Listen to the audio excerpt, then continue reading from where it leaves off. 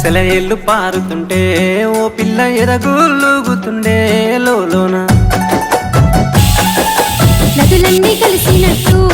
పిల్లగా నవ్వెంత బాగున్నది నీలోన గాజుల సప్పులు గలుగల్లు మోగంగా గజ్జెల పట్టీలు గంతేసి ఆడంగా వరిగడ్డి మోపు ఎత్తి